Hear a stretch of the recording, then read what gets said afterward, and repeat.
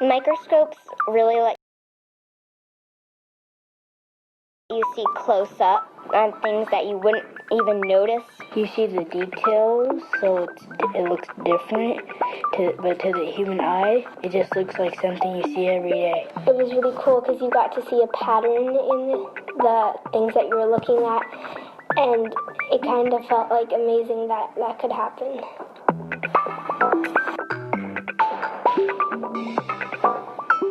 Welcome to Microworlds, a world that exists all around us, but one that we can't even see without the help of microscopes. Oh, you could really see the detail on this. Through this series of videos, you'll learn about different kinds of microscopes and meet marine biologists at NOAA who use them as part of their daily work. These scientists need to see into this minute world to answer questions like, how old is this fish? Why do fish get sick? And what do seals eat? As a past Microworld student remembers, we took some skin of an onion peel, and it just looked like white before, and then when we put it under the microscope, it was like you could see like everything that made up of it, and it looked almost like skin with all like the creases and everything. So it was really cool. Being able to see these creases, folds, and rings is way cool, but these finer details are also really informative. Scientists like Chris Johnston, who works at NOAA's Alaska Fisheries Science Center in Seattle, Washington, can actually use a microscope to tell us lots of things about marine life, like how old a fish is. So what do you think? What part of a fish would Chris look at to figure this out? By looking at their fins or scales. I can only think of the scales, maybe. Maybe like the scales grow, make a ring just like trees do. Yes, you can use scales to age fish like salmon. But at the Alaska Fisheries Science Center, where we age lots of rockfish and other types of flatfish, we have a much more reliable method other than scales. Well, maybe by the bones of it, because I see human bones, they can see if the back crunches down or makes a curve, or maybe a fish has the same thing by getting longer or shorter. We can't really use the fish's skeletal bones to age the fish because the fish bones aren't really going to tell us anything exact about how old the fish is. So we have other methods to allow us to age the fish more precisely. I think it's like this bone somewhere in their head, I think. You would count the little lines on the ear. You're absolutely right. Inside the fish's head there is a bone, or rather an ear stone, which we use to age the fish, and it's more accurately known as an otolith. We use these otoliths to determine the age of the fish in years. Fish ear bones? Cool. When I saw like the ear bones, they were just wow. Because I never thought a whale would have an ear bone or a fish. Just like we have ear bones that help us with balance, orientation, and sound detection, so do fish. In fact, there are 3 pairs of otoliths that lie deep inside a fish's head next to the brain, one of which is too small to see in this X-ray.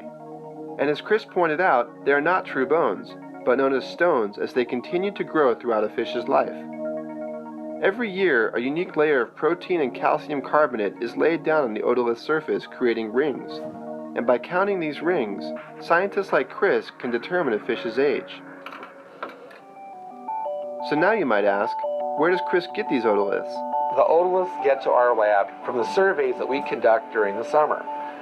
We send teams of scientists out onto commercial fishing boats that we contract, and we fish in the Gulf of Alaska and the Bering Sea. We separate all the fish by their species.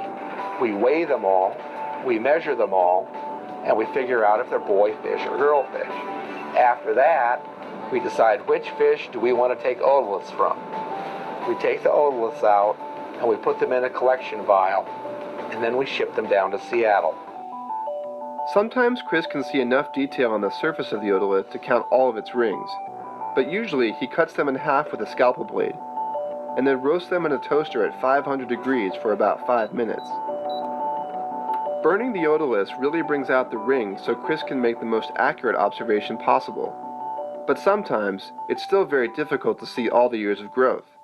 If I have a really hard sample, an otolith that I'm trying to age, and I just really can't quite figure it out, I like to bring it down here to this bigger microscope with the camera so I can make it bigger, a bigger picture for me to look at.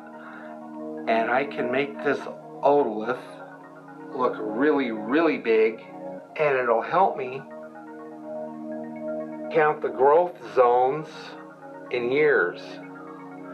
I'm going to say this is the first year's right here, and that's the second year, and that's the third year, fourth year, and there's the fifth year. The sixth year would be there, and there's probably 7, there's the 8, 9, 10, 27, 28, 29, and probably 30. That otolith came from a flatfish called the Dover sole, and now we know that they can live to be at least 30 years old. Other fish, like another flatfish, the Pacific halibut, or a giant sea bass, can grow much bigger and perhaps much older. So what's your guess? How old is the oldest fish ever recorded at the Alaska Fisheries Science Center? Personally, I have no idea, but maybe like 50 years old would be like the oldest fish. Maybe 80 or 60 or 70, like how old humans are. 100? I'm not too sure. Maybe 100? 200? That's a pretty good guess. The oldest fish that our lab has ever aged was a yellow eye rockfish at 123 years old. Wow, that's old, especially for a fish that grows to half the size of an average human. So yeah, that's cool, but so what? Why is it so important to know how old a fish is? That's a really tough question because there's lots of different reasons, but I can think the most important is so that we can provide population data to the scientists that set the limits on how much fish we can catch for a specific species. These limits are essential so that the fish populations can sustain themselves year after year after year.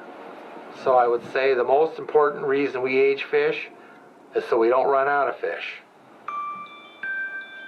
Throughout history, many fisheries have collapsed from overharvesting or rebounded due to careful management and conservation, while some have always been sustainably managed. It's a delicate balance that we must fit into, since we depend on our natural resources for our survival. But the science behind sustainability and the health of a fishery is often complicated and difficult to figure out. And the more scientists like Chris try to find the answers, the more questions come up. Questions that you may be able to someday answer by peering into microworlds. Ow! What happened? One just zoomed away. Once it looked like someone slapped them or something. Slapped him and ran away. Whoa, did you see that? Yeah, I just see it just died like a bullet. Whoa, there it goes I again. want some caffeine.